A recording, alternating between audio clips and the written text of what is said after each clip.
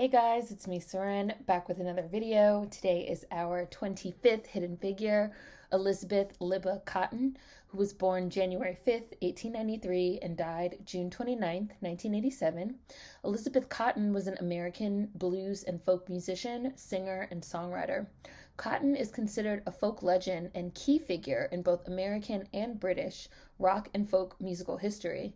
A self-taught left-handed guitarist, Cotten's music is foundational to popular folk music as we know it, due to her distinct and original style. Left-handed, she played a guitar strung for a right-handed player upside down. In this position, she pioneered playing the bass lines with her fingers and the melody with her thumb in a method known as finger picking. Elizabeth called her influential signature alternating thumb and forefinger picking technique cotton picking style, after both her name and the way one gingerly plucks at cotton. Cotten was born in 1893 to a musical family, the Nevilles, near Chapel Hill, North Carolina, and was the youngest of 5 children. A self-taught prodigy, by the age of 8, she was playing and composing songs on her brother's banjo. Unfortunately, when she was 9, she was forced to quit school to help support the family and began work with her mother as a maid. She earned $1 a month, saving up to buy her first guitar, and at the age of 12, bought a Sears and Roebuck instrument for $3.75, the equivalent of $108 in 2020. By her early teens, she was writing her own songs, one of which, Freight Train, written when she was 13, would go on to become her most recognized tune. She wrote the song in remembrance of a nearby train that she could hear from her childhood home in North Carolina. On November 7th, 1910, at the age of 17, she married Frank Cotten.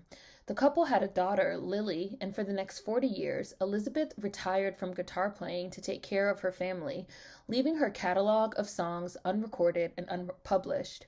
She, her husband, and daughter moved around the eastern United States for years, following work and living in North Carolina, New York City, and Washington, D.C. before finally settling in the D.C. area. When Lily married, Elizabeth moved in with her daughter to assist with taking care of her family.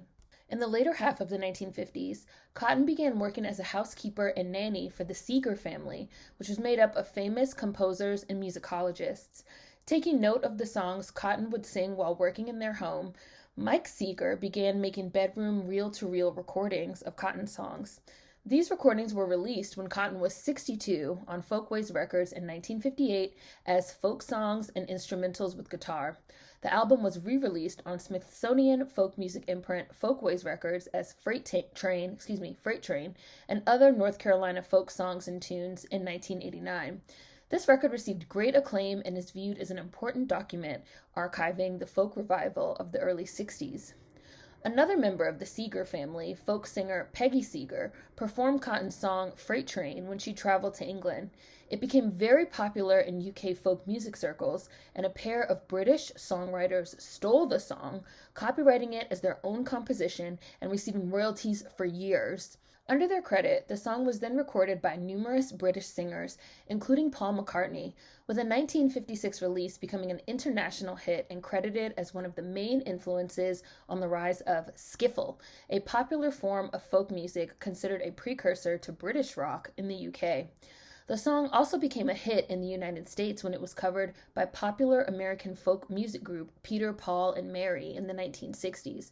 When Cotten and the influential Seeger family heard of the song's popularity in the U.S. and overseas, they successfully sued for correct attribution of Cotten as the songwriter and owner of the copyright.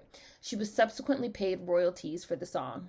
After her first album was released through Folkways Records, she began playing concerts with Mike Seeger, the first of which she performed at in 1960 when she was 67 years old. She went on to play shows and festivals with big names in the folk revival scene throughout the 1960s, such as the legendary Newport Folk Festival in 1968, as well as the Philadelphia Folk Festival and the Smithsonian Festival. In the late 60s, she was filmed by the Seattle Folklore Society performing at the University of Washington. From there, she was able to headline her own concerts, and in 1967, when she was in her mid-70s, she recorded her second album, Elizabeth Cotten Volume 2, Shake Sugaree, followed by Volume 3, When I'm Gone. Her guitar work on these albums and performances is considered a precursor to rock and roll, as many of her shows also included such artists as Mississippi John Hurt, John Lee Hooker, and Muddy Waters. Using profits from her touring, record releases, and awards given to her for her contributions to the folk arts, Cotten was able to buy a house in Syracuse, New York. She was also able to continue touring and releasing records well into her 80s. In 1984, at the age of 91, she was named a National Heritage Fellow and won a Grammy Award for Best Ethnic or Traditional Recording for her fourth album, Elizabeth Cotten Live, released by Arhoolie Records. Cotten played her last Philadelphia Folk Festival in 1986 and her last concert at City College in Harlem on February 22, 1987. Elizabeth Cotten died in June 1987 in Syracuse, New York, at the age of 94. In 2012, a bronze casting of Cotten was unveiled in a park near Syracuse University that is also named for her. In 2013, the state of North Carolina named her an influential daughter of the state, putting up a historical marker sign in her honor.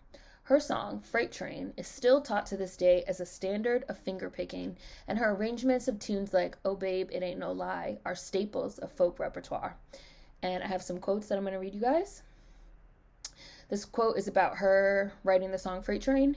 "We used to go over to the railroad track and play," she said. "We'd take straight pins, lay them down on the railroad track, and make little alphabets out of them. We'd know just about the time when the train was either coming or going, and the train would run over the pins and mash them together, stick them right together, and we'd have a little box of alphabets of pins. After that, me and my brother, we'd have to cut wood. We would each have a song. He had his and I had mine. We used to sing about trains. That was the beginning of me writing Freight Train, right about then. Nobody did teach me. Everything I know, I learned all by myself, so I give myself all of the credit." I like that one. And then one more quote that she said was, "My head was always full of music." And that's Elizabeth Cotten, a hidden figure. This particular hidden figure is really near and dear to my heart because I love folk music. I was raised on a lot of folk music. My grandmother used to sing folk music to me and play folk music for me all the time. She is from North Carolina. And I always knew this song, Freight Train. And I always loved this song, but I never knew who wrote this song. And then one day, randomly, I Googled the song to see who wrote it, and I found out about this woman, Elizabeth Cotten. So hopefully you guys enjoyed this one. There will be links and information in the description box. Food for thought as always, and I'll see you guys tomorrow with our next hidden figure. Peace.